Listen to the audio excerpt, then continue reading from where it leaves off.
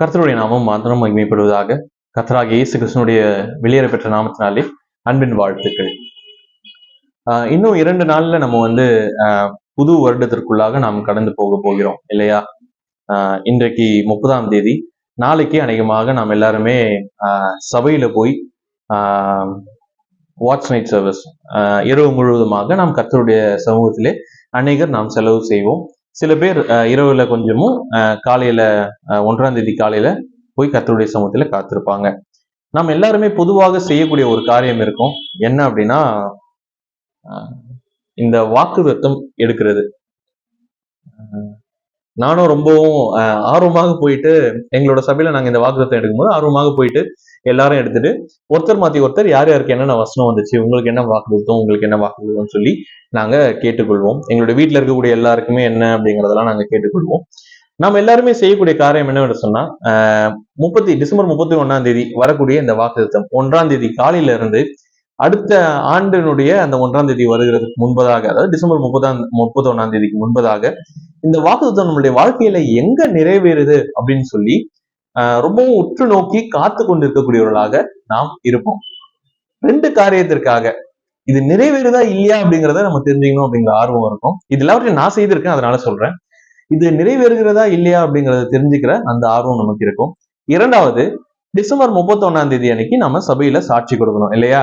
அப்போ இந்த வாக்குத்தத்தம் எனக்கு நிறைவேறிச்சு அப்படின்னு சொல்லி நான் சாட்சி கொடுக்கறதுக்கு எனக்கு கட்டாயமாக ஒரு சம்பவம் வேண்டும் இல்லையா? எல்லாருமே ஆச்சரியப்படக்கூடிய ஒரு சம்பவம் வேண்டும்.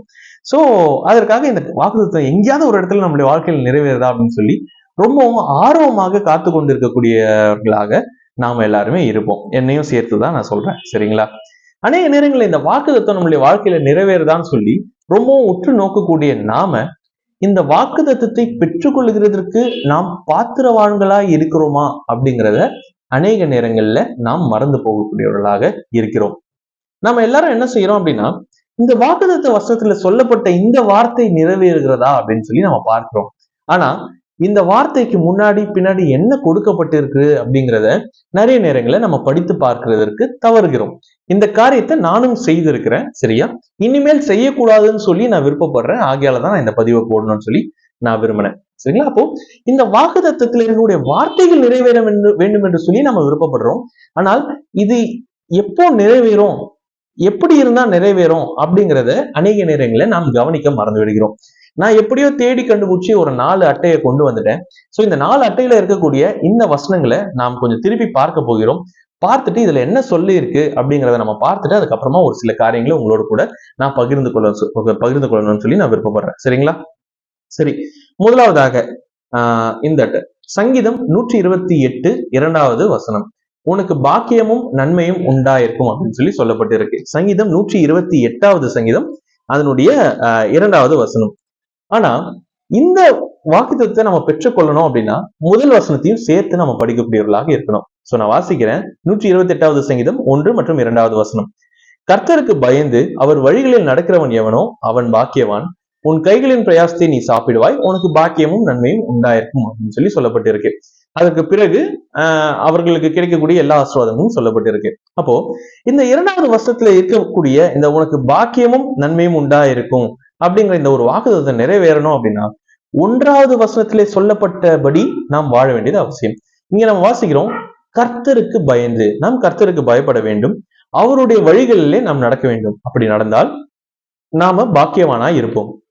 அப்படி கர்த்தருக்கு பயந்து கர்த்தருடைய வழிகளில் நடக்கிற அந்த பாக்கியவான் அவருடைய கைகளின் பிரயாசத்தை அவன் சாப்பிடுவான், அவனுக்கு பாக்கியமும் நன்மையும் உண்டாயிருக்கும் என்பதுதான் இந்த வாக்குத்தத்தம். அப்போ இந்த வாக்குத்தத்தை நாம் சுதந்திரித்துக் கொள்ள வேண்டும் என்று சொன்னா கர்த்தருக்கு பயந்து அவருடைய வழிகளிலே நாம் நடக்க வேண்டும், சரியா?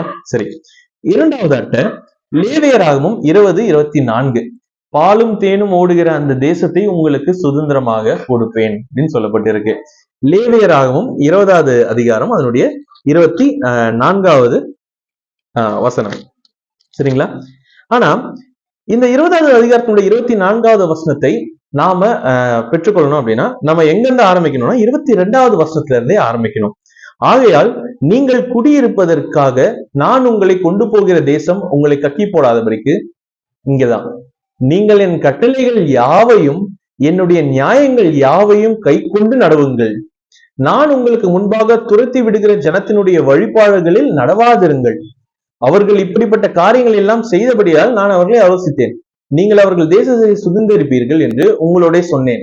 அதுக்கப்புறமா தான் வருது, பாலும் தேனும் ஓடுகிற அந்த தேசத்தை உங்களுக்கு சுதந்திரமாக கொடுப்பேன், உங்களை மற்ற ஜனங்களை விட்டு பிரித்தெடுத்த உங்கள் தேவனாகிய கர்த்தர் நானே அப்படின்னு சொல்லப்பட்டிருக்கு. அப்போ இந்த 24வது வசனத்துல சொல்லப்பட்ட இந்த வாக்குத்தத்தை நாம் சுதந்திரித்துக் கொள்ள வேண்டும் என்று சொன்னா, அதுக்கு முன்பாக சொன்ன அந்த 22வது வசனத்துல சொன்ன காரியங்கள், நீங்கள் என் கட்டளைகள் யாவையும் என்னுடைய நியாயங்கள் யாவையும் கை கொண்டு நடக்க வேண்டும்.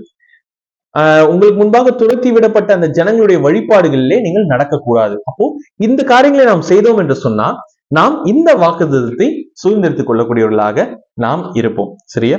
அடுத்து உபாகமம் 30:5வது வசனம், கர்த்தர் உனக்கு நன்மை செய்து உன்னை பெருக பண்ணுவார். உபாகமம் 30:5. சரியா? இந்த பர்டிகுலர் வாக்குத்தத்த வசனம் வந்து 1வது வசனத்துல இருந்தே ஆரம்பிக்குது. சரியா? இதனுடைய பின்னணி நம்ம தெரிந்து கொள்ளணும், 1வது வசனத்துல இருந்தே நம்ம வாசிக்கணும். நான் முழுவதுமாக சொல்வதில்லை, ஒரு சில காரியங்கள் மட்டும் நான் சொல்லுறேன்.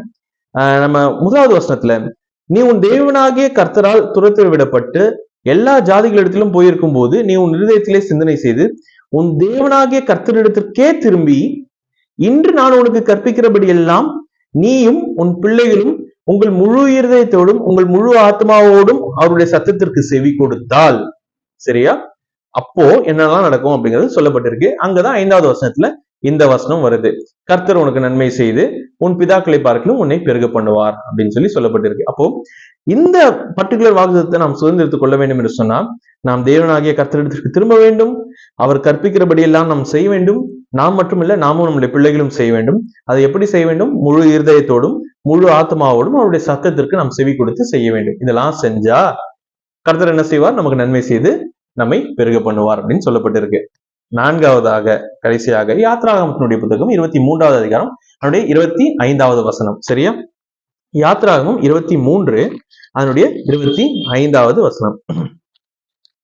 ஆனா இந்த வசனத்தை நாம் முழுவதுமாக புரிந்து கொள்ள வேண்டும் என்று சொன்னா இங்க என்ன சொல்லப்பட்டிருக்கு?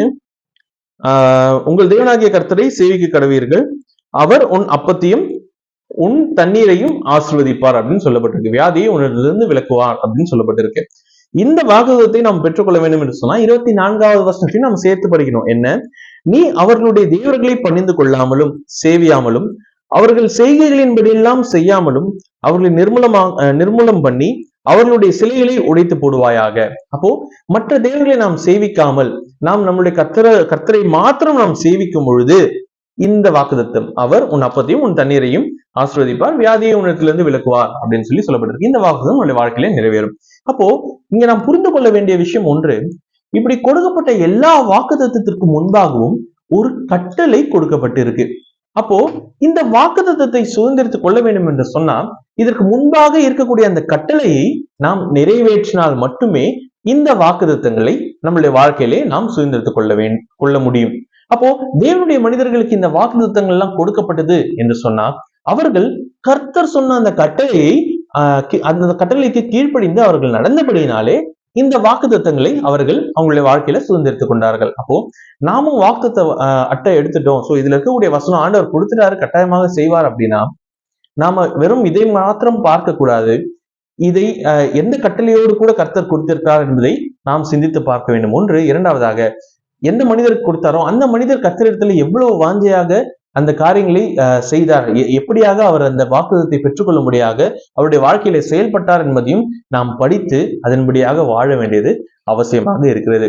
எனக்கு மிகவும் பயன்பட்ட ஒரு பதிவு இது, சரிங்களா? அதனாலதான் உங்களோடு கூட நான் பகிர்ந்து கொள்ள வேண்டும் என்று சொல்லி நான் விரும்பினேன். ஏன்னா நான் அநேக நேரங்களில் இந்த வாக்குத்தத்தங்களுடைய வாழ்க்கையில நிறைவேறலன்னு சொல்லி நான் அநேக நேரங்களில் யோசிக்கக்கூடியவனாக இருந்திருக்கேன். ஆனா இந்த வாக்குத்தத்தங்களுக்கு முன்பதாக கொடுக்கப்பட்ட கட்டளையை நான் ஃபாலோ பண்ணது கிடையாது. இந்த வாக்குத்தத்தங்களை பெற்றுக்கொண்ட அந்த மனிதர்கள் போல நான் வாழ்ந்தது கிடையாது. ஆகையாலே என்னுடைய வாழ்க்கையில சில வாக்குத்தத்தங்கள் இன்னும் நிறைவேறாமல் இருந்திருக்கலாம், இல்லையா? அப்போ ஆனா ஆண்டவர் கொடுக்கக்கூடிய வாக்குத்தத்தங்கள் நம்மளுடைய வாழ்க்கையில ஆம் என்றும் ஆமேன் என்றும் இருக்கிறது. ஏதாகிலும் ஒரு இடத்திலே கர்த்தர் அதை நிறைவேற்றக்கூடியவராக இருக்கிறார், அதுல எந்த ஒரு சந்தேகமும் கிடையாது. ஆனால் அதை நாம் பெற்றுக்கொள்ள வேண்டும் என்று சொன்னால் அதற்கேற்ப வாழ வேண்டியது அவசியமாக இருக்கிறது. 2 காரியங்கள்.